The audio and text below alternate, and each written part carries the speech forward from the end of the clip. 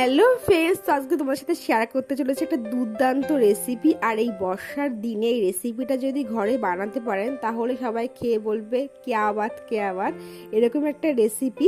আর ছোট থেকে বড় আমার মনে হয় সবাই এই রেসিপিটা ভীষণ ভীষণ পছন্দ হবে। আর খুব সুস্বাদু আর মুখরোচক একটা রেসিপি। তার জন্য আমি নিয়ে নিয়েছি পেঁয়াজ, রসুন, আদা, শুকনো লঙ্কা, জিরে আর ধনে। তোমরা যদি মনে করো, শুকনো লঙ্কা নিইনি, সরি কাঁচা লঙ্কা নিয়েছি। শুকনো লঙ্কা যদি থাকে বাড়িতে অবশ্যই নিয়ে, আমার ঘরে যেহেতু ছিল না নেওয়া হয়নি। তো এর জন্য আমার লাগছে পটল। আর পটলের একটা দুর্দান্ত একটা রেসিপি তোমাদের সাথে শেয়ার করছি। অনেকে হয়তো জানো এই রেসিপিটা, অনেকে হয়তো জানো না। যারা জানো না তারা অবশ্যই বাড়িতে বানিয়ে দেখো। আর এই বর্ষার দিনে যদি এরকম একটা রেসিপি হয় ঘরে তাহলে তো কোনো কথাই নেই, মানে সেদিনটা একদম জমে যাবে যাকে বলে। আর এই রেসিপিটা দিয়ে আমি পুরো গ্যারান্টি দিচ্ছি তোমরা পুরো এক থালা ভাত খেয়ে উঠতে পারবে। মাছ নয়, মাংস নয়, ডিম নেই, পুরো এক থালা ভাত খেয়ে উঠবে এই পটলের রেসিপিটা দিয়ে। তো চলো দেখতে থাকো।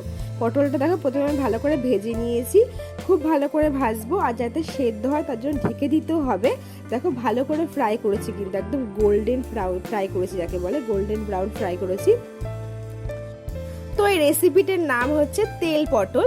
তো তোমরা দেখতে থাকো এভাবে তেল পটলটা আমি তৈরি করছি। ভীষণ টেস্টি হয়। ভীষণ শুকনো লঙ্কা হলে হয়তো ভালো হতো, কালারটা একটু দারুণ আসতো, বা তোমরা কাশ্মীরি লঙ্কার গুঁড়ো অ্যাড করতে পারো।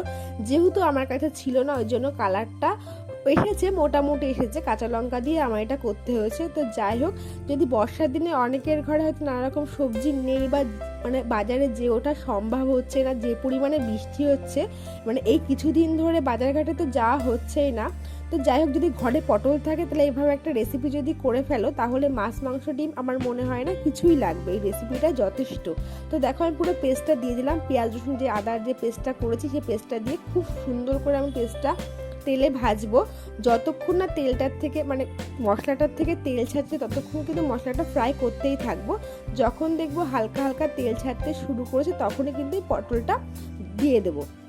পটলটা দিয়ে খুব ভালো করে নাড়াবো। দেখো আমি হলুদ দিয়েছি, একটু লবণ দিয়েছি, একটু চিনিও দিয়েছি, এতে একটু মিষ্টি মিষ্টি মানে ফ্লেভার আসে। তো দেখো হালকা হালকা তেল ছাড়তে শুরু করেছে তখনই কিন্তু পটলটা ঢেলে দিয়েছি। দেখো পটলটা আমি খুব সুন্দর করে মশলার সাথে মাখিয়ে নেবো, যাতে খুব সুন্দর করে মশলাটা পটলের সাথে মিশে যায়, একদম মাখামাখি হয়ে যায় যাকে বলে। তারপরে আমি একটু অ্যাড করবো ঘি। যদি ঘরে ঘি থাকে ঘি দিতে পারো, ঘি দিলে বেশি ভালো হয়, মানে একটু মানে ফ্লেভারটা ভালো আসে। অনেকে বাটারও ইউজ করতে পারো, কিন্তু আমি ঘিটাই অ্যাড করেছি। ঘিটা দিলে আমার মনে হয় মানে গন্ধটা একটু মানে বেশি, ফ্লেভারটা একটু বেশি ভালো হয়। ও সরি, তোমাদের সাথে একটা কথা বলা হয়, গোলমরিচ তোমরা ইউজ করতে পারো। আমার কাছে গোলমরিচও ছিল না।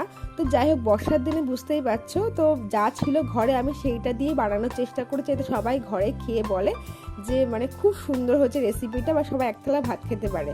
তো যাই হোক, দেখো রেসিপিটা আমার পুরো কমপ্লিট। তোমরাই বলো কেমন হয়েছে আর দেখতে কেমন হয়েছে। আর একটু মানে একটুখানি লাল লাল হলে ভালো হতো, শুকনো লঙ্কা বা কাশ্মীরি লঙ্কা গুঁড়ো দিলে ভালো হতো, যেহেতু ছিল না। তো যাই হোক, দেখতে পাচ্ছ তো সবাই তো খেয়ে বলেছে ভীষণ ভীষণ সুন্দর হয়েছে। আর এটা তো আমার একটা ফেভারিট একটা খাবার।